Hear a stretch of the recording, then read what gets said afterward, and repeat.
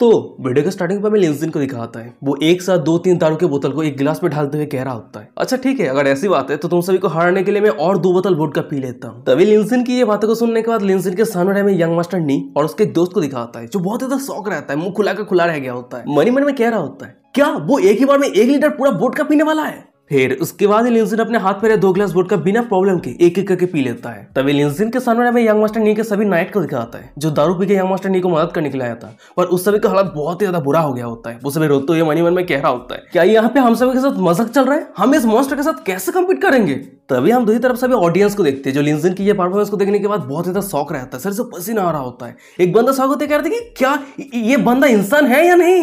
वहीं पे एक दूसरा बंदा कह रहा होता है, वो इतना ज्यादा पी लिया है फिर भी वो एकदम सही सलामत है, ये कैसा हो सकता है? और वही वो सभी ऑडियंस के सामने में यंग मास्टर नी के सभी नाइट और सभी दोस्त को दिखाता है, जो इतना ज्यादा दारू पीने के बाद बेहोश होने लगता है, उल्टी कर रहा होता है। और तभी अचानक से लिंजिन यंग मास्टर नी को कह रहा होता है, यंग मास्टर नी, देख के ऐसा लग रहा है कि तुम्हारे नाइट ज्यादा स्ट्रॉन्ग नहीं है। मेरे साथ कंपीट करने के लिए तुम सभी को 4 बोतल पीना था, पर तुम्हारे नाइट ने तो 3 बोतल पे खत्म हो गया, तो क्यों ना लास्ट बोतल को तुम ही पी लो। तभी लिंजिन की ये बातों को सुनने के बाद साइड पे रहे सभी ऑडियंस को दिखाता है, जो लिंजिन के ऊपर बहुत ज्यादा गुस्सा हो जाता है। एक बंदा चिल्लाते हुए कह रहा होता है, अरे तुम खुद के पैट के लिए जबरदस्ती पी रहे हो, हार मान लो नहीं तो मर जाओगे। वहीं पे एक दूसरा बंदा कह रहा होता है, अरे तुम कुछ ज्यादा पी लिया, इसका मतलब ये नहीं है कि तुम स्पेशल हो। तभी ये सब कुछ बातों को सुनने के बाद लिंजिन के साइड पे हमें रूरू को दिखाती है। वो सभी बंदों के ऊपर चिल्लाते हुए कह रही होती है, अरे तुम सभी चिल्ला क्यों रहे हो? अगर तुम सबके पास हिम्मत है तो आ जाओ पीने के लिए। पर तभी अचानक से उस सभी के सामने हमें यंग मास्टर नी को दिखाता है। वो लिंजिन के ऊपर हंसते हुए कह रहा होता है, देखा, हर कोई चाहता है कि तुम हार जाओ। ये बातों को सुनने के बाद लिंजिन कह रहा होता है, क्या तुम्हारी बातें खत्म हुए? तो चलो कंटिन्यू करते हैं, क्योंकि अभी तक तो विनर डिसाइड नहीं हुआ है ना? तभी लिंजिन की ये बातों को सुनने के बाद यंग मास्टर नी तो बहुत ज्यादा गुस्सा रहता है, दांत पिसते मन में कह रहा था कि डैम इट, ये गरीब बंदा क्या मॉन्स्टर है? वो इतना ज्यादा पी लिया है पर फिर भी उसका कुछ भी क्यों नहीं हुआ है? पर प्रॉब्लम ये है कि अगर मैं और एक बोतल पी लेता हूं तो मैं जरूर बेहोश हो जाऊंगा, पर मैं हार नहीं सकता। मैं नहीं चाहता कि ये गरीब भिखारी मेरे रेपुटेशन को बर्बाद कर दे। फिर उसके बाद ही वो अपने जगह से उठ जाता है और अपने सामने रहे सभी ऑडियंस को कह रहा होता है, यहाँ पे कोई है जो मेरा नाइट बनना चाहता है? तभी यंग मास्टर नी की ये बातों को सुनने का सभी ऑडियंस को दिखाता है, जो अपना मुंह फेर लेता है। और सामने की नजरा को देखने के बाद यंग मास्टर नी तो और भी ज्यादा गुस्सा हो जाता है, मन में कह रहा था कि डैम इट, सभी कायर कहिए। फिर उसके बाद वो अचानक से अपने पास से लक्सरी कार की चाबी को निकाल लिया होता है और सभी ऑडियंस के सामने रखते हुए कह रहा होता है, अगर कोई भी मेरे साथ मिलकर इस लिंजिन को टेक डाउन करने के लिए मुझे मदद करेगा, उसे मैं मेरे जीटीएस भी कार दे दूंगा। तभी यंग मास्टर नी की ये बातों को सुनने का ऑडियंस पर सभी लोगों को दिखाता है। वो सभी बहुत ज्यादा शौक हो जाता है। एक बंदा शौक होते कह रहा था कि क्या जीटीएस भी कार, इसका प्राइस तो 9 मिलियन यूएन है। वहीं पे एक दूसरा बंदा कह रहा होता है, डैम इट, इस तरह के कार के लिए तो मैं इस कॉन्टेस्ट में जरूर पार्टिसिपेट करूंगा। और तभी अचानक से उस सभी के सामने में लिंजिन को दिखाता है। वो यंग मास्टर नी को कह रहा होता है,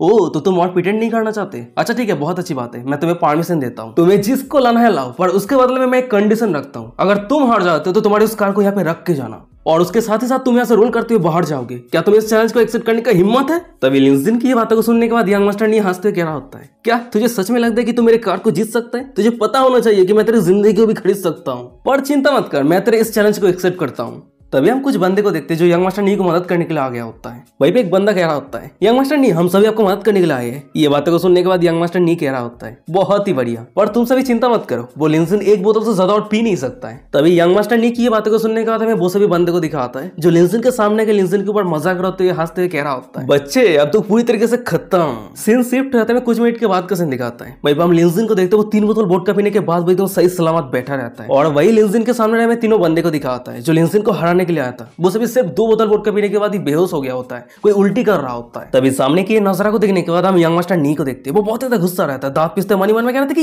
ये कैसे पॉसिबल हो सकता है? वो इतना ज्यादा पी लिया फिर भी सही सलामत कैसे हो सकता है? क्या वो इंसान है कि नहीं, और मैं हार कैसे सकता हूँ? पर तभी अचानक से यंग मास्टर नी के सामने हमें लिंजिन को दिखाता है। वो हंस तो यंग मास्टर नी को कह रहा होता है, यंग मास्टर नी, अगर तुम ड्रिंक नहीं कर सकते तो हार मान लो और अपनी कार को छोड़ के यहाँ से दफा हो जाओ। तभी लिंजिन की ये बातों को सुनने के बाद रूडू चिंग चिंग यंग मास्टर नी के ऊपर हंस रही है। ये देखने के बाद हमें यंग मास्टर नी को दिखाता है। वो पागल से होने लगता है, बहुत ज्यादा शौक रहता है। मन में कह रहा होता है, मैं सेनगाई सिटी का यंग मास्टर नी एक भिखारी के सामने हार गया, ये कैसे पॉसिबल हो सकता है? मैं ये विश्वास कैसे कर सकता हूँ? उसके बाद वो अचानक से दारू की बोतल को उठा लिया होता है। फिर वो लिंजिन के ऊपर अटैक करते हुए चिल्लाते हुए कह रहा होता है, भिखारी का तू मर जा, तभी जाके मेरा गुस्सा शांत होगा। पर तभी अचानक से हम रूरू को देखते हैं, वो भी एक दारू के बोतल को उठा लिया होता है और वही दारू के बोतल को यंग मास्टर नी के सिर पे तोड़ देती है। तभी रूरू की ये एक्शन को देखने के बाद साइड पे सभी ऑडियंस को दिखाता है। वो सभी बहुत ज्यादा शौक रहता है, मुंह खुला का खुला रह गया होता है। और वही उस सभी के सामने हमें रूरू को दिखाती है, जो स्टाइलिश कपड़े को पहन के रखी थी उसे चेंज कर देती है, और वही कारण उसकी जो थाक वाली कपड़े वो सभी के सामने रिवील हो जाती है। फिर उसके बाद रूरू कह रही होती है, फाइनली मुझे और प्रिटेंड करने की जरूरत नहीं है, पूरी रात प्रॉपर लेडी जैसे एक्ट करना ये बहुत ज्यादा मुश्किल है। फिर उसके बाद ही रूरू अचानक से यंग मास्टर नी को जमीन पे फेंक देती है और यंग मास्टर नी को अनगिनत पंच करने लगती है। ये पहला पंच तू स्वॉप करने के लिए, ये दूसरा पंच तूने लिंजिन के ऊपर स्नेक अटैक किया है, और ये तीसरा पंच तू मेरे ही टेरिटरी पे आके मुसीबत क्रिएट करने का कोशिश किया है। आज मैं तुझे पीट पीट के मार दूंगी। तभी सामने के नजारा को देखने के बाद हमें सभी ऑडियंस को दिखाता है जो रूरू को रोकते हुए कह रहा होता है, अरे तुम रुक जाओ, तुम लोगों को इस तरह से मार नहीं सकती हो। पर तभी अचानक से रूरू के पीछे रहे लिंजिन को दिखाता है। वो रूरू को कह रहा होता है, रूरू तुम रुकना मत, तुम पीटते रहो, और जो मेडिकल एक्सपेंस है वो सब कुछ मैं कवर करूंगा। लिंजिन की ये बातों को सुनने के बाद रूरू तो और भी ज्यादा एक्साइटेड हो जाती है। फिर वो यंग मास्टर नी को और भी ज्यादा पीटने लगती है। और भाई पे हम यंग मास्टर नी को देखते हैं, वो बहुत ही मुश्किल के साथ अपने पास से फोन को निकाल लिया होता है और किसी को कॉल करते हुए कह रहा होता है, मेरे सभी ब्रदर मुझे कोई पीट रहा है, जल्दी से तुम सभी मुझे मदद करने के लिए आओ। तभी यंग मास्टर नी की ये बातों को सुनने के बाद फोन के दूसरी तरफ से आवाज आ रहा होता है, यंग मास्टर नी ये नहीं है कि हम आपको मदद नहीं करना चाहते, पर इस एरिया के कुछ गुंडे हैं जो हमें रोक के रखा है, हमें अंदर नहीं जाने दे रहा है। ये बातों को सुनने के बाद यंग मास्टर नी शॉक होते करते कि क्या ये कैसे पॉसिबल हो सकता है। तभी सीन शिफ्ट है, तभी क्लब के बाहर का सीन दिखाता है। भाई आप देखते हैं कि यंग मास्टर नी के सभी ब्रदर को रोकने वाला कोई और नहीं, रूरू के सभी गुंडे गैंग रहता है। तभी क्लब के अंदर रहे में यंग मास्टर नी को दिखाता है, वो रूरू के हाथों में मार करके उसका हालत बहुत ज्यादा बुरा हो गया होता है। वो रोते हुए अपनी कांपते हुए में कह रहा होता है, प्लीज मुझे जाने दो, मैं हार मानता हूँ, प्लीज मुझे और मत मारो। तभी सामने के नजारा को देखने के बाद लिंजिन कह रहा होता है, रूरू तुमने एकदम बहुत ही बढ़िया काम किया है। ये बातों को सुनने के बाद रूरू कह रही होती है नहीं ये कोई बड़ी बात नहीं है। पर तभी अचानक से हमें दिखाते कि उस जगह पे हाई एम्परर यानी इस नाइट क्लब के ओनर आ जाता है। फिर वो लिंजिन को रोकते हुए कह रहा होता है, प्लीज रुक जाइए रुक जाइए। तभी हाई एम्परर को यहाँ पे देखने के बाद भाई जितने सारे लोग थे वो सभी बहुत ज्यादा शॉक हो जाता है। एक बंदा शॉक होते कह रहा था कि क्या ये तो हाई एम्परर है, जिंकिया नाइट फैंटेसी क्लब का ओनर। भाई पे एक दूसरा बंदा कह रहा होता है, हाँ अब वो गरीब बंदा पूरी तरीके से खत्म। जब हाई एम्पायर को पता चला कि वो गरीब बंदा नाइट क्लब पे आके मुसीबत क्रिएट करने का कोशिश किया है तो हाई एम्पायर उसे पूरी तरीके से डिस्ट्रॉय कर देगा। तभी अचानक से सभी के सामने में यंग मास्टर नी को दिखाता है। वो हाई एम्पायर से मदद मांगते हुए कह रहा होता है, मुझे जल्दी से मदद करो और इस गरीब भिखारी को पूरी तरीके से खत्म कर दो। पर हम हाई एम्पायर को देखते हुए छोटा सा स्माइल करते हुए यंग मास्टर नी के गलों पे एक बहुत ही बड़ा थप्पड़ मारता है। और हाई एम्पायर की ये एक्शन को देखने के बाद यंग मास्टर नी तो बहुत ज्यादा शॉक हो जाता है, गुस्सा हो जाता है, चिल्लाते हुए कह रहा था कि तुम। पर तभी अचानक से हम हाई एम्पायर को देखते हैं, वो यंग मास्टर नी के कान में आके धीरे से कह रहा होता है, तुम बातें करना बंद करो, मैं तुम्हें मदद कर रहा हूँ। फिर वो यंग मास्टर नी के सिर को पकड़ने के बाद जन पे ठोकते हुए कह रहा होता है, यंग मास्टर नी तुमने इतना ड्रिंक क्यों किया है, तुमने सब कुछ बर्बाद कर दिया है, जल्दी से मिस्टर क्यून से माफी मांगो। फिर उसके बाद ही हाई एम्पायर मिस्टर क्यून के सामने आते हुए पोलाइटली बात करते हुए कह रहा होता है, मिस्टर क्यून मुझे माफ कर देना, मेरे दोस्त अपने सही माइंड पे नहीं है, वो आज रात को ज्यादा ही ड्रिंक कर लिया है, इसी कारण वो आपको ऑफेंड कर दिया है, पर आप चिंता मत कीजिए, मैं उसे बाद में बहुत अच्छी तरीके से लेसन सिखाऊंगा। तभी हाई एम्पायर लिंजन के साथ इतना पोलाइटली बात कर रहा है। हाई एम्पायर के मुंह से मिस्टर क्यून के नाम को सुनने के बाद साइड पे रहे सभी ऑडियंस को दिखाता है, वो सभी बहुत ज्यादा शौक रहता है, मुंह खुला का खुला रह गया होता है, शौक होते कह रहा था कि क्या ये मिस्टर क्यून है। और वही दूसरी तरफ हमें जमीन पे पड़ रहे यंग मास्टर नी को दिखाता है, वो भी ये सब कुछ बातों को सुनने के बाद बहुत ज्यादा शौक रहता है,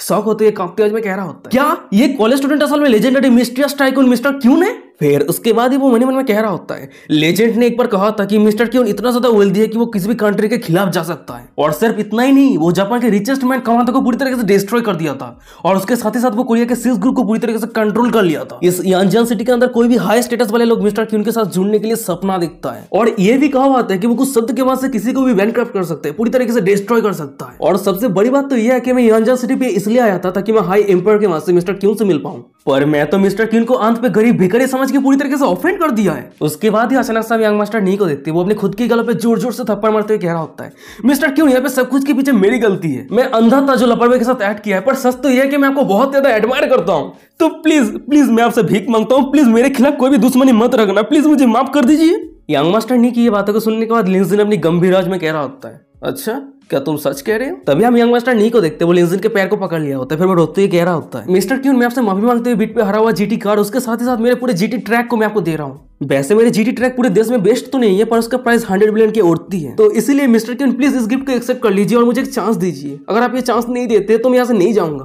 तभी यंग मास्टर नी की ये बातों को सुनने के बाद हमें साइड पर हाई एम्पायर को दिखाता है, वो लिंजिन को कह रहा होता है, मिस्टर क्यून मैं विश्वास करता हूँ कि यंग मास्टर अपने एक्शन के ऊपर रिग्रेट कर रहा है, तो क्यों ना आप उसे एक चांस दे दीजिए। ये बातों को सुनने के बाद लिंजिन कह रहा होता है, अच्छा ठीक है, अब जब यंग मास्टर नी इतना सिंसियर है तो मैं इस मैटर को जाने देता हूँ, पर हाँ ध्यान में रखना आगे इस तरह के पैसा उड़ा के एरोगेंटली एक्ट बिल्कुल भी मत करना, क्या तुम समझे। तभी लिंजिन की ये बातों को सुनने के बाद यंग मास्टर नी अपने घुटने टेकते हुए कह रहा होता है, हाँ मैं समझ गया मिस्टर क्यून, आपका बहुत बहुत शुक्रिया मुझे माफ करने के लिए।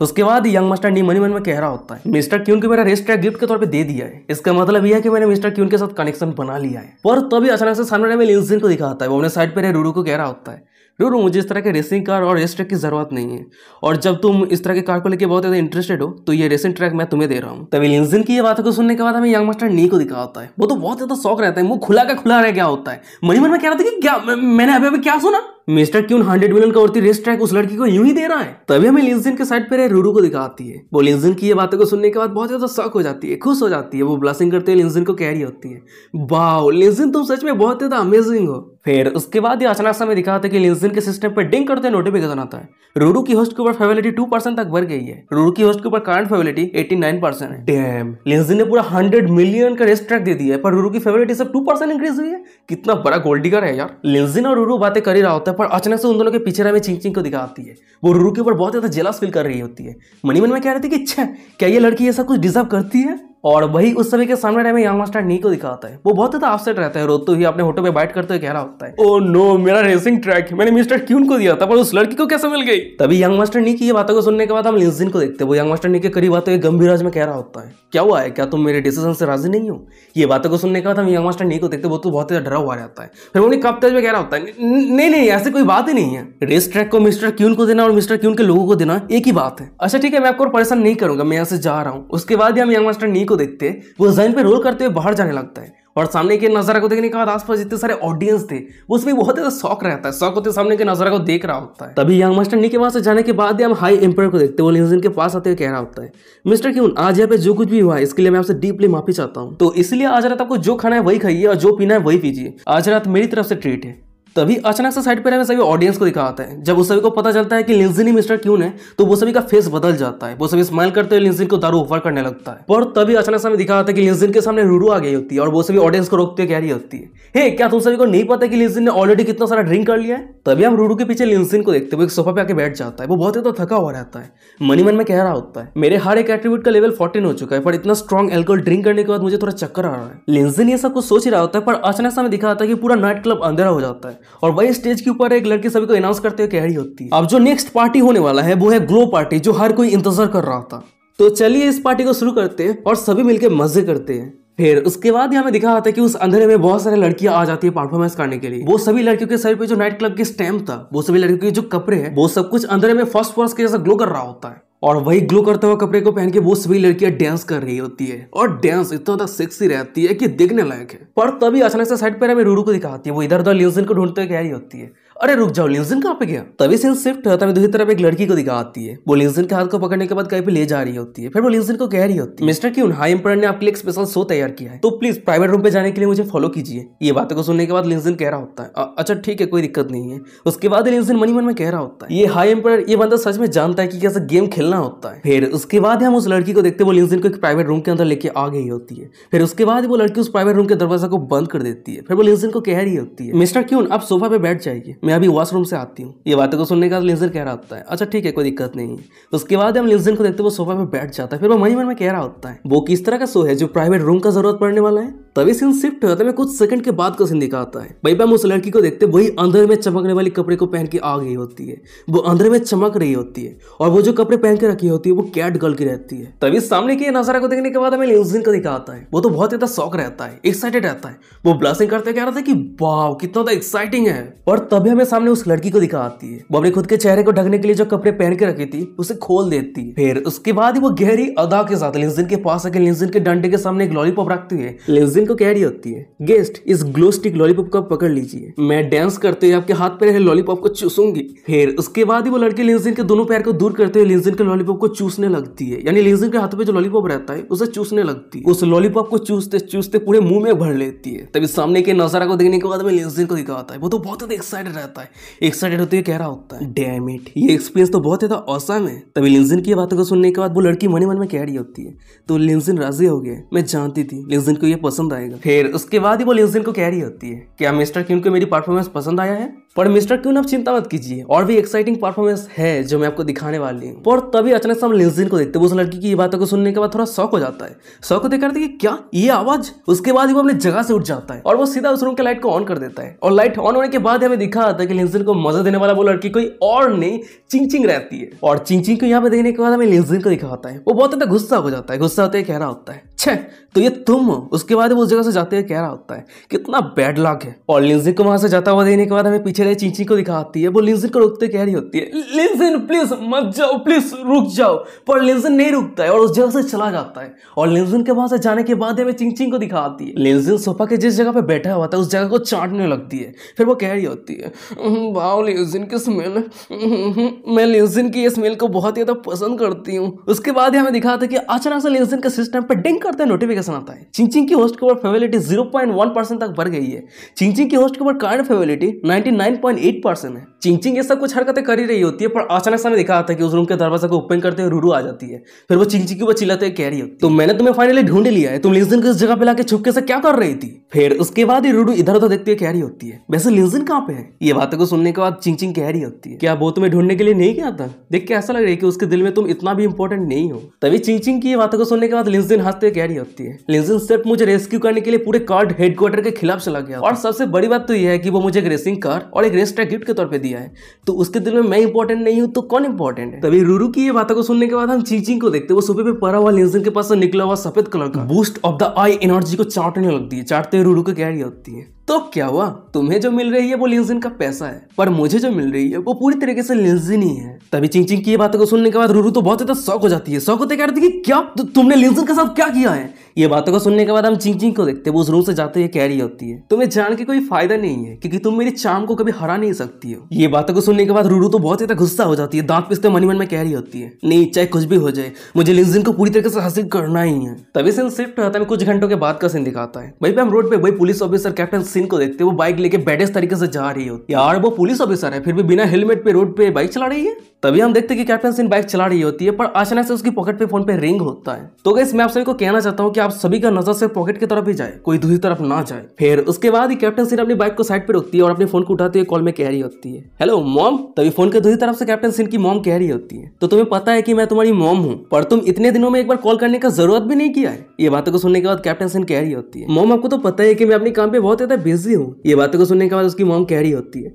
हाँ मुझे पता है कि तुम तुम्हारी काम पे बहुत ज्यादा बिजी हो, पर मैं ये नहीं देख पा रही कि तुम बहुत ज्यादा पैसा कमा रही हो, क्या तुम फ्री में काम कर रही हो। ये बातों को सुनने के बाद कैप्टन सिन कह रही होती है मॉम प्लीज गुस्सा मत होना, मैं आपके लिए एक न्यू ड्रेस खरीद लूंगी ठीक है। फिर उसके बाद ही कैप्टन सिन मन में कह रही होती है मेरी मॉम को नहीं पता है कि मैं पुलिस की जॉब करती हूँ, एक पुलिस ऑफिसर होने के नाते अंडरकवर एजेंट के तौर पे काम करना, क्रिमिनल को पकड़ना, ये सब कुछ अगर मॉम को पता चल जाती है तो मुझे फोर्स करेगी ये जॉब को छोड़ने के लिए। तभी कैप्टन सिन की मॉम कह रही होती है पैसे कमाना, शादी करना, बच्चे पैदा करना ये जिंदगी के सबसे ज्यादा इंपॉर्टेंट चीज होता है, और मुझे बहुत ही अच्छी तरीके से पता है कि इनमें से किसी भी काम को करने के लिए तुम राजी नहीं हो, तो इसलिए मैंने सिर्फ तुम्हारे लिए एक ट्रू इमॉर्टल के पास एक charm of love blessing necklace बनाया है। अगर तुम उस नेकलेस को हर दिन पहन के रखती हो तो मैं तुम्हें गारंटी दे सकती हूँ कि 1 महीने के अंदर तुम्हें एक हाई क्वालिटी बॉयफ्रेंड मिल जाएगी। अपनी मॉम की ये बातों को सुनने के बाद कैप्टन सिन कह रही होती है अच्छा ठीक है, वैसे उस नेकलेस की प्राइस कितनी है। कैप्टन सिन की मॉम कह रही होती है ज्यादा नहीं है, सिर्फ 2 लाख युआन है। ये बातों को सुनने के बाद हमें कैप्टन सिन को दिखाती है वो बहुत ज्यादा शॉक हो जाती है। शॉक होते कह रही है क्या 2 लाख युआन।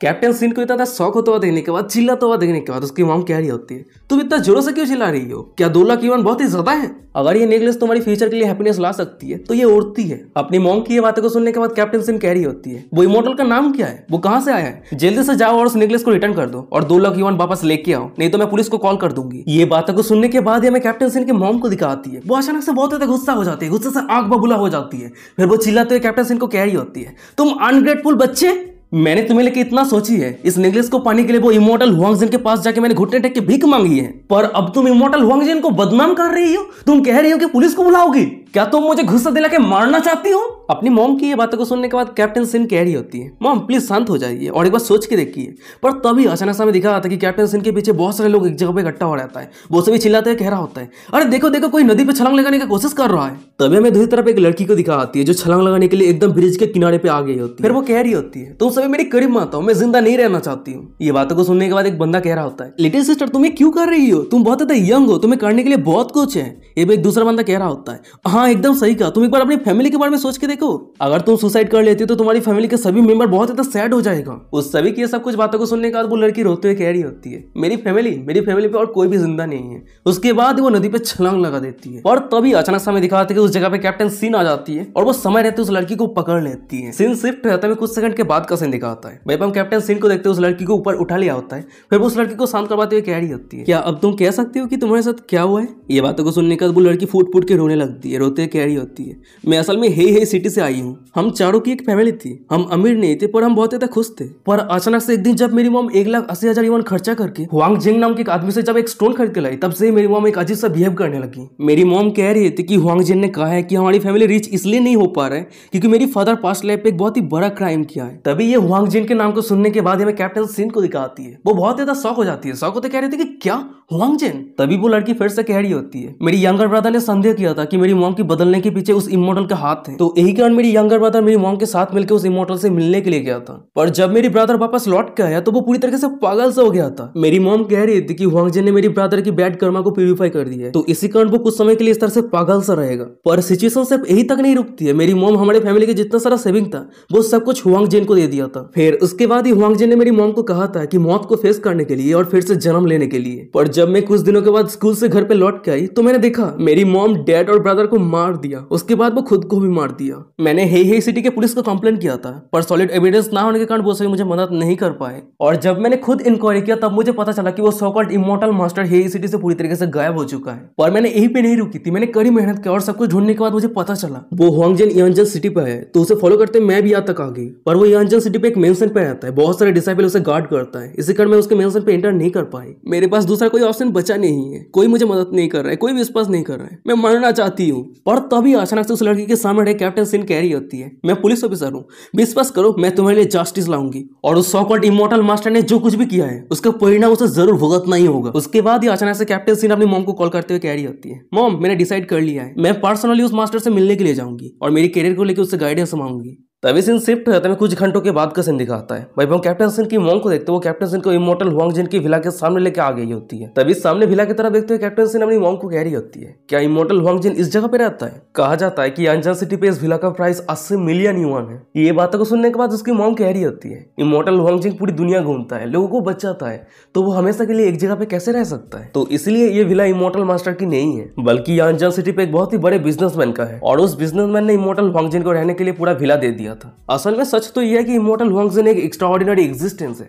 तभी अपनी मॉम की ये सब कुछ बातों को सुनने के बाद मैं कैप्टन सिन को दिखाती है, वो थोड़ी परेशान होने लगती है। फिर वो मन में कह रही होती है, मॉम रिसेंटली बहुत ज्यादा अजीब सा बिहेव करने लगी है और मैं कह नहीं सकती हूँ कि ये क्यों कर रही है। फिर उसके बाद ही वो दोनों विला के अंदर चली जाती है और विला के अंदर आती है हमें दिखाते कि और भी बहुत सारे लोग रहता है। उस सभी के सामने हर तरह के स्टैचू, आर्टिफैक्ट, तलवार रहता है। कोई स्टैचू को देख के प्रणाम कर रहा होता है और कोई आर्टिफैक्ट को देख के खुश हो रहा होता है। और सामने की नजारा को देखने के बाद हमें दूसरी तरफ कैप्टन सिन को दिखाती है, वो तो बहुत ज्यादा शॉक हो जाती है। शॉक होते मन में कह रहे थे कि क्या इतने सारे लोग, क्या ये सभी लोग इमोर्टल हुआंग जिन के स्पिरिचुअल आर्टिफैक्ट को खरीदने के लिए आया है? फिर उसके बाद ही कैप्टन सिन अपने पास से फोन को निकाल लेती है और वो छुपके से यहाँ पे जो कुछ भी चल रहा होता है वो सब कुछ वीडियो करने लगती है। और तभी अचानक से हमें दिखा होता है कि उस हॉल के अंदर हुआंग जिन का एंट्री होता है और हुआंग जिन को सामने देखने के बाद भाई पे जितने सारे लोग थे वो सभी बहुत ज्यादा एक्साइटेड हो जाता है। वहीं पे एक बंदा एक्साइटेड होते कह रहा होता है, हे भगवान मैं फाइनली एक रियल इमोर्टल को देख रहा हूँ। वहीं पे एक दूसरा बंदा कह रहा होता है, अरे मैंने सुना है कि इमोर्टल हुआंग जिन बहुत सारे सेलिब्रिटी, बहुत सारे पावरफुल लोगों की किस्मत को प्रेडिक्ट किया है। पर तभी अचानक से वही भीड़ में से हम एक बुड्ढे को देखते, वो सीधा हुआंग जिन के सामने आके घुटने टेक के बैठ जाता है। फिर वो कह रहा होता है, इमोर्टल प्लीज मुझे एक आर्टिफैक्ट दीजिए और मेरी जिंदगी को बचाइए। मैं एक बहुत ही बड़े बिजनेस को लेकर डील कर रहा हूँ, उस बिजनेस को सिक्योर रखने की जरूरत है, पर मेरा जो कॉम्पिटिटर है वो सभी मेरे से बहुत ज्यादा स्ट्रांग है। तो क्या आप मुझे एक ऐसे आर्टिफैक्ट दे सकते हैं जो मेरी राइवल को हराने के लिए मदद कर सके? प्लीज मुझे इस तरह का आर्टिफैक्ट दे दीजिए, मैं किसी भी कीमत देने के लिए तैयार हूँ। तभी उस बुड्ढे की ये बातों को सुनने के बाद, सामने की नजारा को देखने के बाद हमें भीड़ के अंदर रहे कैप्टन सिन को दिखाती है। वो शौक होते हुए मन में कह रही होती है, ये ताओस मास्टर कौन है जो इस तरह के डार्क आर्टिफैक्ट सप्लाई कर रहा है? पर सबसे बड़ी बात तो यह है कि उस बुड्ढे की ये सब कुछ बातों को सुनने के बाद आसपास जितने सारे लोग हैं वो सब इतना शांत कैसे हो सकता है? क्या वो सभी के लिए ये सब कुछ बातें सुनना पहली बार नहीं है? कैप्टन सिन ये सब कुछ सोच रही होती है, पर अचानक से सामने रहे इमोर्टल हुआंग जिन को दिखाता है। वो उस बुड्ढे को कह रहा होता है, सर आपको ये समझने की जरूरत है, आप आर्टिफैक्ट रिसीव करेंगे या नहीं, ये सब कुछ आपके कर्मा और डेस्टिनी के ऊपर डिपेंड करता है। और अगर आपका कर्मा सही नहीं है तो आपको पैसा खर्चा करके इस आर्टिफैक्ट को रिसीव करना होगा। ये बातों को सुनने के बाद वो बुड्ढा बहुत ज्यादा एक्साइटेड हो जाता है। एक्साइटेड होते कह रहा होता है, नहीं कोई दिक्कत नहीं है, पैसे का कोई कमी नहीं है। वो दोनों ये सब कुछ बातें कर ही रहा होता है, पर अचानक से हमें दिखाते हैं कि साइड पे एक दूसरा बुड्ढा आ गया होता है और वो सीधा हुआंग जिन के सामने घुटने टेकते हुए कह रहा होता है, इमोर्टल ये गोल्डन सेसर आर्टिफैक्ट मैंने पिछले हफ्ते आपके पास से रिसीव किया था आपने कहा था कि ये गोल्डन सेसर मेरी गॉडेस के सभी एडमायरेशन को कट कर देगा, जिससे कोई भी मैन मेरी गॉडेस को पाने का चाहत नहीं रखेगा। पर ये काम क्यों नहीं किया? मैंने कुछ ही दिन पहले देखा था कि मेरी गॉडेस कोई दूसरे मैन के साथ घूम रही है। तभी उस बुड्ढे की सब कुछ बातों को सुनने के बाद हम हुआंग जेन को देखते हुए गहरा सांस छोड़ता है। फिर वो कह रहा होता है, मैंने तुम्हें पहले ही कहा था कि तुम इस गोल्डन सेसर के ऊपर जितना पैसा खर्चा करोगे उतना ही ज्यादा ये गोल्डन सेसर काम करेगा। क्या तुम्हें याद है तुमने इस गोल्डन सेसर के ऊपर कितना पैसा खर्चा किया था? हुआंग जेन की ये बातों को सुनने का था मैं उस बुड्ढे को दिखाता है। वो थोड़ा पैनिक होने लगता है। पैनिक होते कह रहा होता है, ओ तो सिर्फ यही कारण है, मुझे माफ करना इमॉर्टल मास्टर, मैंने आपको गलत समझा था। पर मेरी वाइफ सभी फाइनेंस को कंट्रोल करती है, तो अगर मैं चाहता भी हूँ खर्चा करने के लिए, पर मैं खर्चा नहीं कर सकता। मुझे आगे क्या करना चाहिए? इमॉर्टल मास्टर प्लीज मुझे एक रास्ता दिखाइए। तभी उस बुड्ढे की ये बातों को सुनने के बाद मैं साइड पर कैप्टन सीन को दिखाती है। वो थोड़ी शॉक हो जाती है। शॉक होते मन ही मन में कहते हैं कि क्या ये बुड्ढा ऑलरेडी शादीशुदा है पर वो अपने क्रश को पाने के लिए इतना कुछ कर रहा है। तभी सामने रहे हुआंग जेन कह रहा होता है, पैसा खर्चा करना जिंदगी का एक बहुत ही बढ़िया काम है, और अगर तुम्हारी वाइफ पैसा खर्चा करने के लिए राजी नहीं होती है तो इसका मतलब यह है कि तुम्हारी वाइफ को बुरे कर्मा ने घेर लिया है, और अगर किसी को बुरे कर्मा ने घेर लिया है तो उस बुरे कर्मा को दूर करना मेरा काम है। तो इसलिए तुम तुम्हारे सभी फैमिली मेंबर को यहाँ पे लेके आओ, उस सभी के पास रहे बुरे कर्मा को मैं फ्री में दूर कर दूंगा। तभी हुआंग जेन की ये बातों को सुनने के बाद भाई पे जितने सारे लोग थे वो सभी बहुत ज्यादा खुश हो जाता है, एक्साइटेड हो जाता है। एक बंदा एक्साइटेड होते कह रहा होता है, इमॉर्टल हुआंग सच में एक बुद्धा का रिकॉर्डिनेशन है। भाई पे एक दूसरा बंदा कह रहा होता है, मैं जरूर मेरे फैमिली मेंबर को यहाँ पे लेके आऊंगा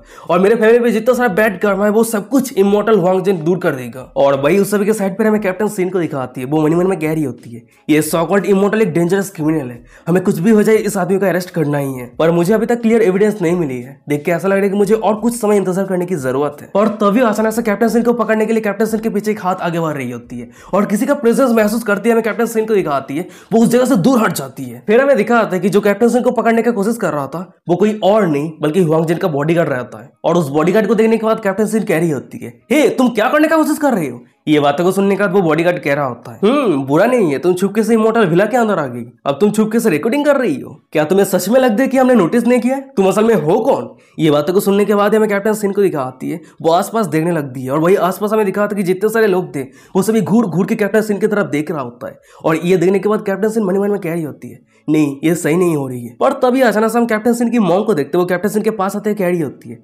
दोंग क्या हुआ है, तुम ऐसे क्यों कर रही हो? ओ नो, अब मुझे समझ में आ रही है कि तुम इतनी जल्दी यहाँ पे आने के लिए राजी कैसे हो गई। क्या तुम इमॉर्टल हुआंग जेन के लिए मुसीबत क्रिएट करना चाहती हो? जल्दी से इमॉर्टल हुआंग जेन के पास जाके घुटने टेक के माफी मांगो। पर तभी अचानक से हम हुआंग जेन के दोनों बॉडीगार्ड को देखते हैं जो कैप्टन सीन को पकड़ने की कोशिश कर रहा होता है, पर कैप्टन सीन उन दोनों के हाथ से बच के निकल जाती है। वो दौड़ के उस जगह से जाने लगती है। जाते हुए मनी मन में कह रही होती है, नहीं मैं अभी नहीं रह सकती। वैसे मैं इस हुआंग जेन के सभी डिसेबल को हैंडल तो कर सकती हूँ, पर मेरे पास अभी तक प्रॉपर एविडेंस नहीं है, तो मुझे अभी इस जगह से भागना होगा। फिर वो दौड़ के उस विला के बाहर जाने लगती है और वही पीछे में हुआंग जेन के सभी डिसेबल को दिखाता है जो कैप्टन सीन के पीछे कर रहा होता है। तभी सामने रहे में हुआंग जेन के दोनों डिसेबल को दिखाता है जो कैप्टन सीन को भागता हुआ देखने के बाद उस विला के दरवाजे को बंद कर देता है। पर हम कैप्टन सीन को देखते हैं, वो सीधा जाम करते हुए विला के बाहर आ जाती है। पर हमें दिखाता है कि जब वो बाहर आती है उसी जगह से लिंजिन गुजर रहा होता है और वही कारण वो खुद को बैलेंस नहीं कर पाती और वो सीधा लिंजिन के मुंह में आके बैठ जाती है। तभी सामने के नजारा को देखने के बाद हम कैप्टन सीन को देखते हैं, वो हड़बड़ी के साथ उठते कह रही होती है, मुझे माफ करना, क्या तुम सही हो?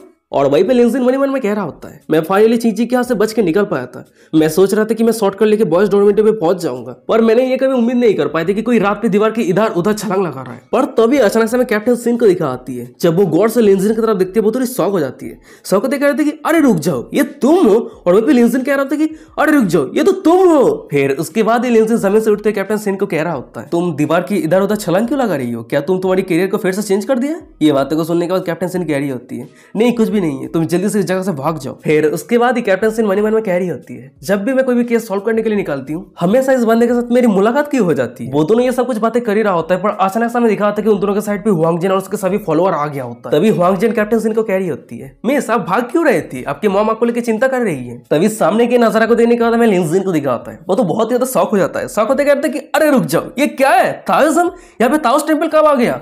तभी लिंजिन की ये बातों को सुनने के बाद कैप्टन सीन कह रही होती है, अरे वो सभी स्कैमर है, वो सभी खुद को इमॉर्टल प्रिटेंड करके लोगों से पैसा छीन रहा है। और सबसे बड़ी बात तो यह है कि अभी जितने सारे लोग हैं वो सभी हुआंग जेन को अंधे की तरह विश्वास करता है। तभी कैप्टन सीन की ये बातों को सुनने के बाद हम लिंजिन को देखते हैं, वो सिस्टम का दिया हुआ रिवार्ड डिमेंशन स्किल को एक्टिवेट कर लिया होता है और सामने जितने सारे लोग रहते हैं उस सभी को ऑब्जर्व करने लगता है और उस सभी को ऑब्जर्व करते हुए मन में कह रहा होता है, ओह यहाँ पे मैक्सिमम लोगों के माइंड को तो कंट्रोल किया गया है। पर तभी अचानक से सामने हुआंग जेन को दिखाता है। वो अपने दोनों बॉडीगार्ड को कह रहा होता है, जाओ और उस औरत को यहाँ पे लेके आओ। तभी हुआंग जेन के दोनों बॉडीगार्ड को सामने आता हुआ देखने के बाद हमें दूसरी तरफ लिंजिन को दिखाता है। वो कैप्टन सीन के सामने आ गया होता है। फिर वो कह रहा होता है, चलो इस सभी को मैं हैंडल करता हूँ, क्योंकि ये सभी लोग अभी अपने नॉर्मल माइंड पे नहीं है। पर तभी अचानक समय दिखा आता है कि सीन शिफ्ट हो जाता है। उस समय से दूर एक पेड़ के ऊपर एक लड़की खड़ी रहती है। वो लड़की चांदनी रात पे चमक रही होती है। उस लड़की की ब्यूटी को देख के लग रही होती है कि वो कोई सेलेस्टियल गॉडेस है। यार ये लड़की इतनी सुंदर है कि इस सीरीज पे जितने सारे लड़कियां है उस सभी की ब्यूटी को सरपास कर दिया है। तभी वो लड़की कुछ कैलकुलेट करते हुए मन में कह रही होती है, अच्छा जो उम्मीद किया था, हुआंग जिन का वीकनेस यहीं पे है। उसके बाद वो लिंजिन और कैप्टन सिन की तरह देखते हुए मन में कह रही होती है, और इस प्रॉब्लम का सॉल्यूशन ये आदमी और ये औरत है। फिर उसके बाद अचानक से वो लड़की हुआंग जिन की तरह देखते हुए मन में कह रही होती है, ये डिस्केबल हुआंग जिन हम्बल और लॉयल ऐड करते माउंटेन गेट पे कई सालों तक झाड़ू देने का काम किया था। वो कह रहा था कि वो एक आउटर से एक डिसेबल है, तो इसीलिए मैं इस मैटर को लेकर ज्यादा परवाह नहीं किया। पर सरप्राइज वाली बात यह है कि जब मैं माउंटेन पे नहीं थी तब वो ये सिचुएशन का फायदा उठाते हुए मेरे तीनों मैजिकल आइटम को चोरी करके भाग गया। पर अब जब मुझे हुआंग जिन के रहने की जगह पता चल चुकी है तब मैं उसके पास से तीनों आर्टिफैक्ट लेके माउंटेन पे लौट जाऊंगी। पर प्रॉब्लम यह है कि उसने ऑलरेडी बहुत सारे बॉडीगार्ड को हायर कर लिया है। फिर उसके बाद ही वो लड़की लिंजिन की तरह देखते हुए मन में कह रही होती है, अगर ये आदमी सभी बॉडीगार्ड को टेक डाउन कर देता है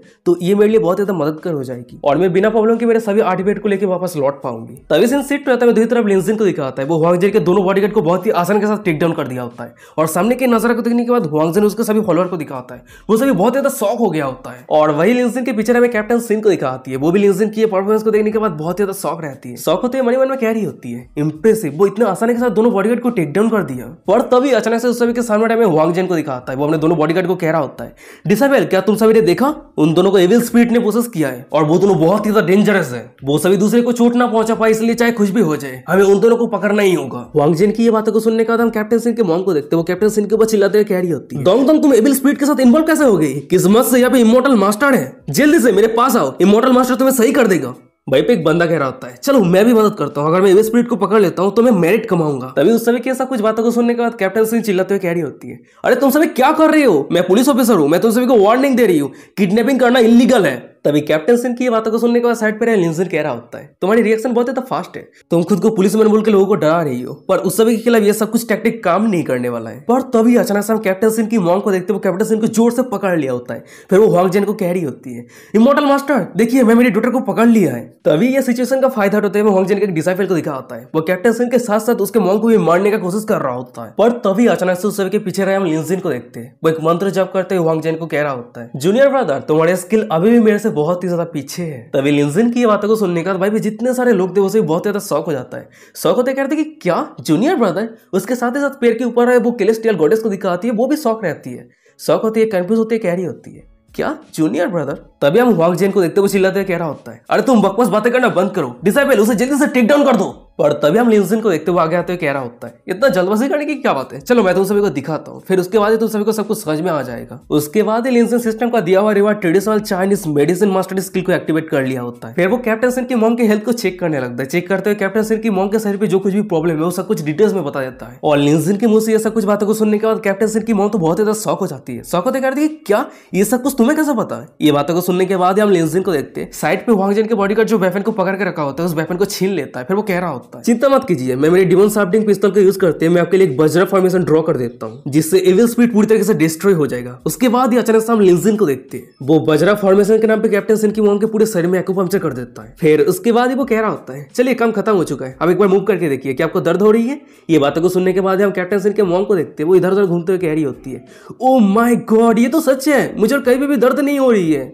ऐसी फील हो रही है कि जैसे कि मेरे ऊपर कोई मैजिक कर दिया गया है। तुम इतना ज्यादा यंग हो पर सच में तुम्हारा स्किल बहुत ज्यादा एक्स्ट्राऑर्डिनरी है। वैसे क्या तुम सच में हुआंग जिन के सीनियर ब्रदर हो? तभी साइड पर सभी लोगों को दिखाता है, वो भी सामने के नजरा को देख रहा होता है, बहुत ज्यादा शौक रहता है। एक बंदा शौक होते कहता है कि क्या तो वो भी एक मास्टर है? ये बातों को सुनने के बाद एक दूसरा बंदा कह रहा होता है, हाँ ये सच हो सकता है, क्योंकि अभी भी उसका जो मूवमेंट था मैं खुली आंखों से देख ही नहीं पाया। तभी मैं दूसरी तरफ लिंजिन के साइड पर हमें कैप्टन सिंह को दिखाती है। वो लिंजिन के कान में आके धीरे साथ में कह रही होती है, ये तुमने कैसे किया? क्योंकि डॉक्टर ने ऑलरेडी कह दिया था कि मेरी मॉम की इंजरी को हील करना ऑलमोस्ट इम्पॉसिबल है। तभी कैप्टन सिंह की बातों को सुनने के बाद लिंजिन धीरे साथ में कह रहा होता है, मैंने ये कैसे किया? जरूर, मैं ट्रेडिशनल चाइनीज मेडिसिन स्किल के बारे में थोड़ा सा जानता हूँ और मैंने अभी भी जो स्किल को यूज किया है इससे तुम्हारी मॉम की जो दर्द है वो कुछ समय के लिए गायब हो जाएगी, पर कुछ घंटों के बाद फिर से पहली जैसी हो जाएगी। पर कुछ घंटे ही सही, क्योंकि यहाँ पे जितने सारे लोग हैं उस सभी का हम लॉ और साइंस की वजह से कंट्रोल नहीं कर सकते, तो इसीलिए मैं मैजिक को यूज करते हुए मैजिक को ही हरा रहा हूँ। तभी लिंजिन की बातों को सुनने के बाद हम कैप्टन सिंह को देखते वो मुंह फुलाते हुए कह रही होती है, इंप्रेसिव, यहाँ तक कि तुमने मुझे भी बुद्धू बना दिया था। उसके बाद अचानक से हमें दिखा आता है कि लिंजिन के सिस्टम पर डिंग करते नोटिफिकेशन आता है,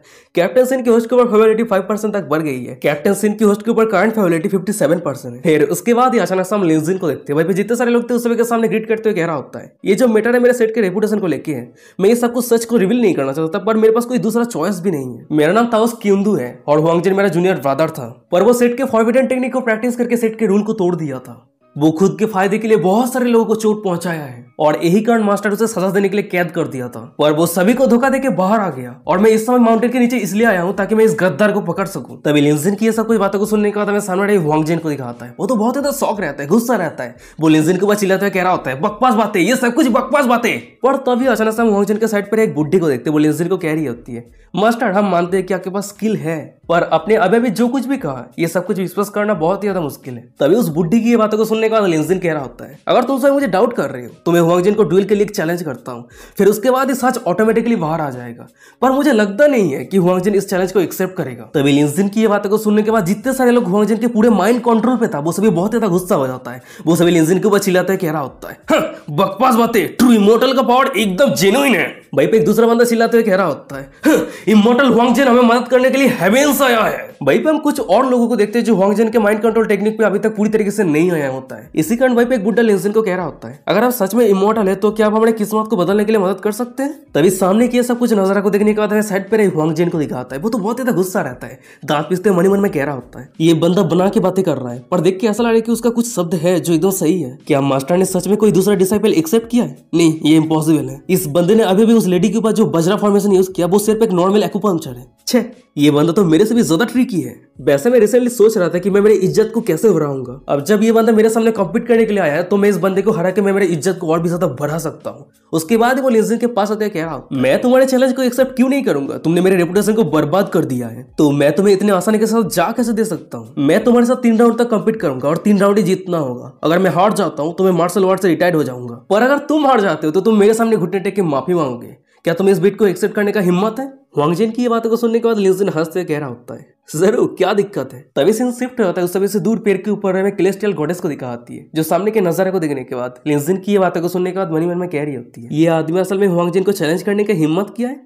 सच में ये आदमी बहुत ही ज्यादा हिम्मत वाला है। फिर उसके बाद ही वो लड़की पेड़ से उतरते हुए मनी मन में कह रही होती है, पर हुआंग जिन असल में एक धोखेबाज रूथलेस इंसान है, पर ये मेरे लिए एक बहुत ही बड़ी अपॉर्चुनिटी है। मैं ये सिचुएशन का फायदा उठाते हुए मेरी सभी आर्टिफैक्ट को फिर से हासिल कर सकती हूँ। यार ये लड़की इतना ब्यूटीफुल कैसे हो सकती है? वैसे मैं सोच रहा हूँ कि इस लड़की को इतना परफेक्टली किसने ड्रॉ किया है। तभी सीन शिफ्ट होता है कुछ घंटों के बाद का सीन दिखाता है। भाई हम देखते हैं कि लिंजिन और हुआंग जिन के बीच में कंपटीशन शुरू होने वाला है और जो पहला राउंड होने वाला है वो है स्पीड को समन करना। फिर उसके बाद हम एक बंदे को देखते हैं, वो सभी के सामने अनाउंस करते हुए कह रहा होता है, पहले जो स्पीड समन करने वाला है वो कोई और नहीं बल्कि इमोर्टल हुआंग जिन होने वाला है। फिर उसके बाद हम हुआंग जिन को देखते हैं, वो एक लड़की को सामने लेके आ गया होता है और उस लड़की को जमीन पे बैठा दिया होता है। फिर उसके बाद ही हुआंग जिन कुछ कागज लेके बकचोदी करने लगता है और वहीं पे जमीन पे बैठी रही उस लड़की को देखते वो प्रे करते हुए कह रही होती है, ग्रैंडमा क्या मेरी बातों को सुन पा रही है? मैं जाओ फेंग आपकी ग्रैंड डॉटर, मैं आपको बुला रही हूँ, प्लीज आ जाइए। तभी उस लड़की की ये बातों को सुनने के बाद हम हुआंग जिन को देखते हैं, वो अचानक से रुक जाता है। उसके बाद वो सीधा उस लड़की के सामने घुटने टेक के बैठ जाता है और उस लड़की के गालों पे प्यार से सहलाते हुए कह रहा होता है, फेंक मेरी प्यारी लिटिल फेंक, तुम इतना तो कमजोर कैसे हो गई? क्या तुम खाना नहीं खा रही हो? तभी हुआंग जिन की ये सब कुछ हरकतों को देने के बाद वो लड़की कह रही होती है कि गनमा। फिर उसके बाद वो रोते हुए सभी को कह रही होती है, ये तो सच में मेरी गनमा है, वो हमेशा मुझे फेंक करके बुलाती थी। और भाई पे हम हुआंग जिन को देखते वो कंटिन्यूअसली उस लड़की की ग्रैंडमा जैसी एक्ट करते हुए कह रहा होता है, जरूर मैं तुम्हारी गनमा हूँ, तो डैड फेंक में बताओ तुम्हें अगर कुछ पूछना है तो तुम मुझे पूछ सकती हो। ये बातों को सुनने के बाद वो लड़की कह रही होती है, आपके गुजरने से पहले मैं लास्ट टाइम आपको नहीं देख पाई थी, जब मैं हॉस्पिटल पे आपको देखने के लिए गई थी तब उस समय ऑलरेडी आप इस दुनिया को छोड़ के चले गए थे। मैंने आपको उस समय जो कुछ भी कहा था क्या आपने वो सब कुछ सुना था? ये बातों को सुनने के बाद हुआंग जिन कह रहा होता है, हाँ, इस दुनिया को छोड़ने से पहले तुम्हारी हर एक बातों को मैंने सुना था। मैं जब जिंदा था तब मेरी सबसे बड़ी इच्छा थी कि मैं तुम्हें शादी करते हुए बच्चे होते हुए देखूंगी, पर तुमने मेरी सबसे बड़ी इच्छा को पूरा नहीं कर पाई, इसलिए तुमने मेरे सामने माफी मांगी थी। तभी हुआंग जिन के मुंह से ये सब कुछ बातों को सुनने के बाद हमें उस लड़की को दिखाती, वो हुआंग जिन को हक कर लिया होता है, वो फूट के रोती है, कह रही होती है, गरमा तुम मुझे छोड़ के कैसे जा सकती हो, प्लीज लौट के आओ। तभी सामने की शो को देखने के बाद हमें दूसरी तरफ सभी ऑडियंस को दिखाता है, वो सभी बहुत ज्यादा इमोशनल हो जाता है, रोते हुए कह रहा होता है, हे भगवान ये तो बहुत ज्यादा टचिंग है। और वही उस सभी के साइड पर हमें कैप्टन सिन को दिखाती है, वो भी सामने के नजारा को देखने के बाद थोड़ी अनईजी फील करने लगती है, दांत पीसते हुए मन में कह रही होती है, ये जरूर एक एक्टिंग है, वो एक रियल स्पीड को समन कैसे कर सकता है? देख के ऐसा लग रही है कि ये सिचुएशन हमारे फेवर में नहीं है। पर तभी अचानक से हम पीछे रहे लिंजिन को देखते हैं, वो कैप्टन सिन के कान में आके कुछ कहता है, तभी हमें दूसरी तरफ उस लड़की को दिखाती है, वो हुआंग जेन को पकड़ के कह रही होती है, ग्रैंडमा क्या तुम्हें याद है कि मेरी फेवरेट फूड कौन सा है? तभी उस लड़की की ये बातों को सुनने के बाद हम हुआंग जेन को देखते हैं, वो एक ऐसा एक्ट करने लगता है कि उसे देख के लगे कि वो अपने होस्ट पे आ गया और उसके शरीर के अंदर उस लड़की की ग्रैंडमा की स्पीड गायब हो गई। तभी हुआंग जेन उस लड़की को कह रहा होता है, तुम्हारी ग्रैंडमा की स्पीड जा चुकी है। उसके बाद ही हुआंग जेन मन में कह रहा होता है, मुझे कैसे पता होगा कि तुम्हारी फेवरेट फूड क्या है? पर किस्मत से मैंने इस लड़की के बैकग्राउंड को एकदम सही से रिसर्च किया था। फिर उसके बाद ही हुआंग जेन अपने जगह से उठ जाता है, फिर वो लिंजिन की तरफ उंगली करते हुए कह रहा होता है, ताओस क्यों अब तुम्हारी बारी। ये बातों को सुनने के बाद हम लिंजिन को देखते हैं, वो साइड पे एक लड़की की तरफ मुड़ता है, फिर वो कैलकुलेट करते उस लड़की को कह रहा होता है, मिस क्या रिसेंटली आपकी कोई रिलेटिव का मौत हुआ है? ये बातों को सुनने के बाद वो लड़की कह रही होती है, हाँ एकदम सही कहा, मेरे डैड ने बहुत सारे उधार ले लिया था जिसके कारण पिछली मंथ उसका मौत हो चुका है। क्या तुम उसके स्पीड को समन करने वाले हो? मैं तुम्हें एडवाइस देती हूँ, वो एक बास्टर्ड है, अगर तुम उसे समन करते हो तो हम दोनों के बीच में फाइट शुरू हो जाएगा। तभी उस लड़की की ये बातों को सुनने के बाद आसपास जितने सारे लोग थे वो सभी लिंजिन के ऊपर हंसने लगता है। भाई एक बंदा कह रहा होता है, अरे यार क्या चॉइस है, तुम कोई दूसरे बंदे को चूज कर लो। तभी उस सभी की सब कुछ बातों को सुनने के बाद लिंजिन उस लड़की को कह रहा होता है, कोई दिक्कत नहीं है, शायद हो सकता है कि तुम दोनों के बीच में जो नफरत है उसे मैं दूर कर सकता हूँ। तभी लिंजिन की ये बातों को सुनने के बाद हमें उस लड़की को दिखाती है, वो अपनी बालों को सही करते हुए लिंजिन के सामने बैठ जाती है, जैसे कि अब वो लिंजिन के डंडे को खाने वाली है। फिर उसके बाद ही वो अपने होठ को जीभ से चाटते हुए लिंजिन को कह रही होती है, अच्छा ठीक है मैं तैयार हूँ, तुम आ जाओ। पर तभी अचानक से हम लिंजिन के पीछे हुआंग जेन के बॉडीगार्ड को देखते हैं, वो लिंजिन को एक बैनर देते हुए कह रहा होता है, दोस्त ये रहा आपका स्पीड कॉलिंग बैनर, इसे आप यूज करके रिचुअल को शुरू कर सकते हैं। पर तभी हम लिंजिन को देखते हैं, वो साइड पे इशारा करते हुए सामने उस लड़की को कह रहा होता है, ये सब कुछ बैनर की कोई जरूरत नहीं है मिस, मैंने आपके फादर को बुला लिया है, वो अभी मेरे साइड पे ही खड़ा हुआ है। तभी लिंजिन की ये बातों को सुनने के बाद वो लड़की उसके साथ ही साथ वहीं पे जितने सारे लोग थे किसी को भी नजर नहीं आता कि लिंजिन के साइड पे कौन है और कहाँ है। और वहीं पे हम लिंजिन को देखते हैं, वो अपनी एक्टिंग को कंटिन्यू रखता है, वो ऐसा एक्ट कर रहा होता है कि सभी को लगे कि वो सच में उस लड़की के डैड के स्पीड के साथ बात कर रहा है। लिंजिन कह रहा होता है, क्या आप अपने डॉटर के लिए कुछ छोड़ के गए? क्या ये सच है? ओ तो आप कहना चाहते हैं कि यांजन बे विला के लोटस पॉन्ड के नीचे वो चीज छुपा हुआ है? ओ अच्छा ठीक है मैं समझ गया, अच्छा ठीक है बाय। ये सब कुछ बातें करने का एक्ट खत्म होने के बाद हम लिंजिन को देखते हैं, वो हुआंग जेन के एक बॉडीगार्ड को कह रहा होता है, जल्दी से मेरे लिए एक फावड़ा लेके आओ। तभी लिंजिन की ये सब कुछ हरकतों को देखने के बाद हमें सामने जितने सारे ऑडियंस थे वो सभी बहुत ज्यादा शौक रहता है, गुस्सा रहता है, वो सभी लिंजिन के ऊपर चिल्लाते हुए कह रहा होता है, अरे रुक जाओ यहाँ पे चल क्या रहा है? क्या ये कोई स्पीड समानिंग है? मुझे तो नहीं लग रहा है कि वो कोई स्पीड को समान किया है। वहीं पे एक दूसरा बंदा कह रहा होता है, अरे तुम एक्ट करना बंद करो, जल्दी सामने हार मान लो। पर तभी अचानक से हमें दिखाते कि उस जगह पे कैप्टन सिंह एक फावड़ा लेके आ जाती है, फिर वो लिंजिन को कह रही होती है, ताओस किंतु मैंने आपके लिए एक फावड़ा लेके आ गई हूँ। फिर उसके बाद ही कैप्टन सिंह इशारों में लिंजिन को कह रही होती है, सब कुछ तैयार हो चुकी है। ये बातों को सुनने के बाद लिंजिन भी इशारों में कह रहा होता है, बहुत ही बढ़िया। फिर उसके बाद ही लिंजिन सामने बैठे रही उस लड़की की तरफ इशारा करते कैप्टन सिन को कह रहा होता है, ये फावड़ा उस ब्यूटीफुल लेडी को दे दो क्योंकि गड्ढा वो खुद ही खोदेगी। तभी लिंजिन की ये बातों को सुनने के बाद वो लड़की थोड़ी गुस्सा हो जाती है, गुस्सा होते लिंजिन को कह रही होती है, हे क्या तुम्हें लगता है कि मैं कोई बुद्धू हूँ? ये फावड़ा तुम तुम्हारे पास रखो। ये बातों को सुनने के बाद हम लिंजिन को देखते हैं, नाक खुजलाते हुए कह रहा होता है, क्या तुम श्योर हो? तुम्हारी डैड ने कहा है कि वो तुम्हारे लिए 200 मिलियन युआन छोड़ के गया है, तो अगर तुम्हें ये पैसा नहीं चाहिए तो मैं खुद ले लूंगा। ये बातों को सुनने के बाद हमें उस लड़की को दिखाते हैं, उसकी आंखें चमकने लगती है, उसकी आंखों में सिर्फ पैसा रहती है। तभी सीन शिफ्ट होता है, कुछ मिनट के बाद का सीन दिखाता है, भाई हम उस लड़की को देखते वो खोदने के लिए लोटस पॉन्ड के अंदर आ गई होती है और वही ब्रिज के ऊपर है, सभी लोगों को दिखाता है जो सामने के नजारा को देख रहा होता है। भाई एक बंदा कह रहा होता है, ये हो ही नहीं सकता कि इतना सारा पैसा कोई यहाँ पे रख के जाएगा। पर तभी अचानक से हम उस लड़की को देखते हैं, उसे मिट्टी के नीचे से एक पोटली मिलती है, उस पोटली को उठाते हुए कह रही होती है, अरे मुझे कुछ मिला है। फिर वो उस पोटली को ओपन करके देखती है तो उस पोटली के अंदर एक एटीएम कार्ड रहता है, उस कार्ड की तरह देखते कह रही थी कि क्या एक बैंक कार्ड। तभी ब्रिज के ऊपर लिंजिन अपने पास से कैश मशीन निकाल लिया होता है, फिर वो उस लड़की को कह रहा होता है, अरे उस एटीएम कार्ड को इस कैश मशीन पे स्विप करके देखो। तभी लिंजिन की बातों को सुनने के बाद वो लड़की अपने हाथ पर बैंक कार्ड को कैश मशीन पे स्विप करती है और स्विप करने के बाद ही कैश मशीन से आवाज आ रहा होता है, your available balance is 200 million yuan. और ये आवाज को सुनने के बाद ही आसपास जितने सारे लोग थे वो सभी बहुत ज्यादा शॉक हो जाता है, मुंह खुला का खुला रह गया होता है, वो सभी शॉक होते हुए चिल्लाते हुए कह रहा होता है, क्या ये कैसा हो सकता है, हम ये विश्वास कैसे कर सकते हैं। और वही साइड पर हमें उस लड़की को दिखाती है, वो इतना सारे पैसे को देखने के बाद वो लिंजिन को हक करते हुए कह रही होती है, मैं रिच हो चुकी हूँ, मुझे उस तरह के मिजरेबल काम करने की कोई जरूरत ही नहीं है। ताओस किंतु आपका बहुत बहुत शुक्रिया, आप हेवन से आए हैं मुझे बचाने के लिए। ये बातों को सुनने के बाद लिंजिन दूर जाते हुए कह रहा होता है, अरे तुम मेरे से दूर जाओ, तुम्हारी पूरी शरीर पे कचरा है। पर तभी अचानक से हमें दिखाता है कि उन दोनों के बीच में हुआंग जेन आ गया होता है, फिर वो चिल्लाते हुए कह रहा होता है, अरे रुक जाओ, ये किस तरह का स्पीड समानिंग टेक्निक है? कहा कि लोटस पॉन्ड के अंदर पैसा गिरा हुआ है, तो अगर पैसा निकल गया तो इससे कुछ भी प्रूफ नहीं होता है। और लड़की तुम कह रहे थे ना कि तुम्हारी डैड एक बास्टर्ड है, तो वो तुम्हारे लिए पैसा छोड़ के क्यों जाएगा?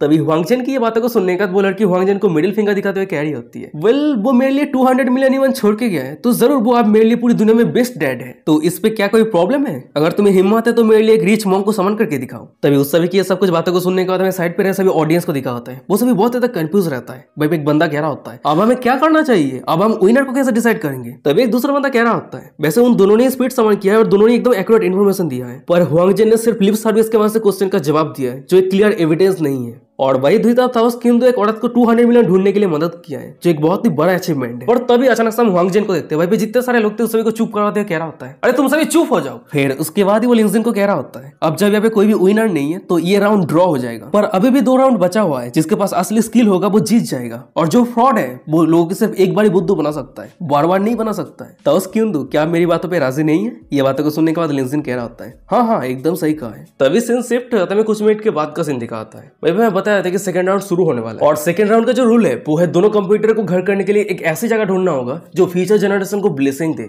और जो सबसे बेस्ट जगह ढूंढेगा वही सेकंड राउंड को जीत जाएगा। तभी हम हुआंग जिन और उसके सभी फॉलोअर को देखते हैं जो अच्छी जगह ढूंढने के लिए एक माउंटेन पे आ गया होता है। वहीं पे हमें हुआंग जिन को दिखा होता है, वो इधर उधर देखते कुछ कैलकुलेट कर रहा होता है। और तभी अचानक से हम हुआंग जिन के एक डिसाइपल को देखते हैं, वो हुआंग जिन के कान में धीमी शब्द में कह रहा होता है, मास्टर ये माउंटेन बहुत ही बड़ा है, अगर किंतु इस जगह से भाग जाता है तो हम सभी के लिए उसे पकड़ना बहुत ज्यादा मुश्किल हो जाएगा। तभी उस बंदे की ये बातों को सुनने के बाद हुआंग जिन हंसते हुए कह रहा होता है, उस पुलिस वुमन की मदर मेरे हर एक बातों को मानेगी। तो सिंपल सी बात है कि वो पुलिस वुमन अपनी मॉम को छोड़ के नहीं जाएगी। और बात रही किंदो की, वो एक बुद्धू है जो ये सब कुछ एक्ट करके उस पुलिस वुमन को इंप्रेस करने का कोशिश कर रहा है। जब मैं एक बार उस बंदे को टेक डाउन कर दूंगा तो मेरा रेपुटेशन स्काई रॉकेट हो जाएगा। फिर उसके बाद ही उस पुलिस वुमन को पकड़ने के बाद मेरे बेस्ट ताइज और मैजिक के वजह से पपेट बना दूंगा, और वो बिना क्वेश्चन के मेरे हर एक ऑर्डर को मानेगी। तभी हुआंग जिन की ये बातों को सुनने के बाद उसके डिसाइपल कह रहा होता है, मास्टर आप सच में बहुत ज्यादा अमेजिंग है, सब कुछ आपके कंट्रोल पे है। तभी सीन शिफ्ट होता है, उस सभी के पीछे में लिंजिन को दिखा होता है, वो बाकी सभी को फॉलो करते हुए आगे जा रहा होता है। और तभी अचानक से लिंजिन के पीछे झाड़ियों में कुछ आवाज आता है, और उस आवाज को सुनने के बाद लिंजिन जब पीछे मुड़ता है तो हमें दिखा आता है कि लिंजिन के पीछे कोई और नहीं बल्कि वही सेलेस्टियल गॉडेस रहती है। वो लिंजिन के सामने अपेयर हो जाती है, फिर वो लिंजिन को कह रही होती है, हुआंग भाई को अंडरस्टिमेट मत करना, पहले राउंड पे ड्रॉ इसलिए हो पाया क्योंकि तुम्हारे प्योर लक के कारण। अब वो जो नेक्स्ट मेथड यूज करने वाला है वो और भी ज्यादा डेंजरस होने वाला है क्योंकि उसके पास पावरफुल आर्टिफैक्ट है। तभी सेलेस्टियल गॉडेस की सब कुछ बातों को सुनने के बाद हमें लिंजिन को दिखाता है, वो थोड़ा शॉक रहता है, कंफ्यूज रहता है। कंफ्यूजन में कह रहा था कि वेल तुम कौन हो, और वैसे वो फ्रॉड ताओस मास्टर का रियल नेम हुआंग भाई है। तभी लिंजिन की ये बातों को सुनने के बाद हम सेलेस्टियल गॉडेस को देखते हैं, वो लिंजिन को कोई भी रिप्लाई नहीं करती है, फिर वो सीधा लिंजिन को एक चार्म तलिस्मान देते हुए कह रही होती है, इसे रख लो। उसके बाद ही वो उस जगह से जाते हुए कह रही होती है, अगर हुआंग भाई तुम्हारे ऊपर कोई भी कार्ड्स टेक्निक यूज करता है तो ये तलिस्मान गर्म हो जाएगा और उसी समय ये तलिस्मान को उसके तरफ फेंक देना, फिर उसके बाद जितना जल्दी हो सके उस जगह से भाग जाना, इससे तुम्हारी जिंदगी बच जाएगा। और तभी अचानक से हमें दिखा आता है कि लिंजिन के सिस्टम पर डिंग करते नोटिफिकेशन आता है, एक सुपर ब्यूटीफुल ओमे डिटेक्ट किया गया है, एक न्यू काउंटर अटैक मिशन शुरू हो रहा है। Name Jing Li, age 29, height 172 centimetre, weight 53 KG. Jing Li की होस्ट के ऊपर करंट फेबिलिटी 0% है। तभी सिस्टम के नोटिफिकेशन को देखने के बाद हमें लिंजिन को दिखाता है, वो बहुत ही ज्यादा शॉक हो जाता है। शॉक होते हमारे मन में करते कि सिस्टम क्या तुम मेरे साथ मजाक कर रहे हो, तुमने मुझे एक रियल ताओस मास्टर के साथ बॉन्ड कर दिया है। तभी जिंग ली की वहां से जाने के बाद ही हम लिंजिन को देखते हैं, वो जिंग ली का दिया हुआ तलिस्मान को चेक करते हैं, मन में कह रहा होता है, अरे रुक जाओ, वो कह रही थी ना कि वो हुआंग भाई के साथ सेम सेट से आई है, तो क्या ये हो सकता है कि मैं इतने लंबे समय से बना के जो बकवास बातें कर रहा था वो सब कुछ सच है? चाहे जो भी हो, आगे जो कुछ भी होने वाला है बहुत ज्यादा इंटरेस्टिंग होने वाला है। सीन शिफ्ट होता है, कुछ मिनट के बाद का सीन दिखाता है, वहीं पे हम हुआंग जिन को देखते हैं, वो सभी को एक जगह पे लेके आ गया होता है, फिर वो कह रहा होता है, मैं तुम सभी को ये जगह रिकमेंड करता हूँ, अगर कोई इस जगह पे घर बनाता है तो उस सभी को 3 जनरेशन तक ब्लेसिंग मिलेगा। तभी हुआंग जिन की ये बातों को सुनने के बाद वहीं पे जितने सारे लोग थे वो सभी बहुत ज्यादा शॉक हो जाता है, खुश हो जाता है, खुश होते क्या होता है कि हे भगवान 3 जनरेशन था। वहीं पे एक दूसरा बंदा कह रहा होता है, ये जगह तो एक ट्रेजर है। वो सभी ये सब कुछ बातें कर ही रहा होता है, पर अचानक से हमें दिखाते हैं कि उस जगह पे एक बुड्ढा और एक यंग मैन आ गया होता है। वहीं पे उस बुड्ढे को देखते वो चिल्लाते हुए कह रहा होता है, ये अच्छी बात है कि मैंने सबको सुन लिया है, अरे तुम सभी आउटसाइडर, क्या तुम मेरे विलेज के ट्रेजर की जगह को छीनना चाहते हो? ये सब कुछ सपना देखना बंद करो, ये वैल्यूएबल जगह सिर्फ हमारे विलेज का है, हम किसी को भी बेचने नहीं वाले हैं। तभी उस बुड्ढे को यहाँ पे देखने के बाद और उस बुड्ढे की ऐसा कुछ बातों को सुनने के बाद वहीं पे जितने सारे लोग थे वो सभी अपना अपना बातें करने लगता है। वहीं पे एक बंदा कह रहा होता है, ओ नो, ये तो विलेज का चीफ है, मैंने सुना है कि उसका टेम्पर बहुत ही ज्यादा बुरा है, देख के ऐसा लग रहा है कि इस जगह को हम इतना आसानी से खरीद नहीं सकते। ये बातों को सुनने के बाद एक दूसरा बंदा कह रहा होता है, क्या हम उसके साथ नेगोशिएट नहीं कर सकते? पर तभी अचानक से वो सभी लोगों की ये सब कुछ बातों को सुनने के बाद हमें विलेज चीफ को दिखाता है, वो बहुत ज्यादा गुस्सा हो जाता है, चिल्लाते कह रहा होता है, अरे तुम सभी जल्दी से इस माउंटेन से दबा हो जाओ, नहीं तो मैं पोलाइट नहीं होने वाला हूँ। तभी उस बुड्ढे की ये बातों को सुनने के बाद इस साइड पर हमें यंग मैन को दिखाता है, वहीं पे जितने सारे लोग थे उस सभी के ऊपर अटैक करने जाता है। पर तभी अचानक से हमें दिखा जाता है कि उस यंग मैन के सामने हुआंग जिन आ गया होता है, और वो सिर्फ अपने दोनों उंगली के वहां से उस यंग मैन के खतरनाक डिवाइन वेपन को पकड़ लिया होता है। फिर हुआंग जिन कह रहा होता है, तुम सभी को वायलेंस करने की कोई जरूरत नहीं है, क्या मैं तुम सभी को एक सजेशन दे सकता हूँ? ये बातों को सुनने के बाद विलेज चीफ चिल्लाते हुए कह रहा होता है, तुम चाहे जितनी भी मीठी मीठी बातें कर लो, मैं इस जगह को सेल नहीं करने वाला हूँ। तभी हुआंग जिन कह रहा होता है, विलेज चीफ आप एक बार लेफ्ट माउंटेन पीक की तरफ नजर डालिए, आपको जो घना भरा जंगल दिख रहा है इसका मतलब ये बन रहा है कि 10 सालों के अंदर ये पूरा जंगल पूरी तरीके से सूख जाएगा। तभी हुआंगजिन की ये बातों को सुनने के बाद विलेज चीफ कह रहा होता है, तो क्या हुआ, अगर ये जंगल प्रॉब्लम है तो मैं पूरे जंगल को काट दूंगा। ये बातों को सुनने के बाद हुआंगजिन हंसते हुए कह रहा होता है, पूरे जंगल को काटने के लिए क्या तुम्हारे पास पैसा है? तो इसीलिए मैं तुम सभी को कह रहा हूँ, इस माउंटेन के टॉप पे जो जंगल है उसे क्लीन करने की जरूरत है। उसके साथ ही साथ अपने एंसेस्टर के आत्मा के शांति के लिए यहाँ पे कबर खोदने की जरूरत है। पर ये सब कुछ काम को मेंटेन रखने के लिए बहुत सारे पैसा का जरूरत पड़ने वाला है। तो विलेज चीफ, क्या आपके विलेज के पास इतना सारा पैसा है? नहीं है ना? तो क्यों ना कुछ डेस्टिनेट पर्सन को ये जगह दे दीजिए, इससे वो सभी यहाँ पे आके इस जगह के काम को कंटिन्यू रखने के लिए पैसा देगा, जिसके वजह से आप सभी का ही बेनिफिट हो जाएगा। ये बातों को सुनने के बाद हम विलेज चीफ को देखते वो सभी को अनाउंस करते हुए कह रहा होता है, इस मास्टर के बातों पे पॉइंट है, अच्छा ठीक है, मैं तुम सभी को जगह बेचने के लिए राजी हूँ। तभी विलेज चीफ की ये बातों को सुनने का भाई पे जितने सारे लोग थे वो सभी बहुत ज्यादा खुश हो जाता है। खुश होते कह रहा होता है, क्या सच में? विलेज चीफ प्लीज मुझे इस जगह को बेच दीजिए, मैं को 2 मिलियन ऑफर करता हूँ। भाई पे एक दूसरा बंदा कह रहा होता है, नहीं सर मुझे बेच दीजिए, मैं को 5 मिलियन ऑफर करता हूँ। तभी वो सभी लोग की ये सब कुछ बातों को सुनने के बाद हमें हुआंगजिन और विलेज चीफ को दिखाता है, वो दोनों ही चुपके से हंसने लगता है। भाई पे हुआंगजिन मन ही मन में कह रहा होता है, ये विलेज चीफ का एक्टिंग स्किल बहुत ही बढ़िया है, कोई उसे डाउट नहीं करेगा। और वहीं पे विलेज चीफ मनी मन में कह रहा होता है, इमॉर्टल मास्टर आपके स्क्रिप्ट बहुत ही बढ़िया है, आप एक छोटे से माउंटेन पीक को मिलियन पे बेच दिया,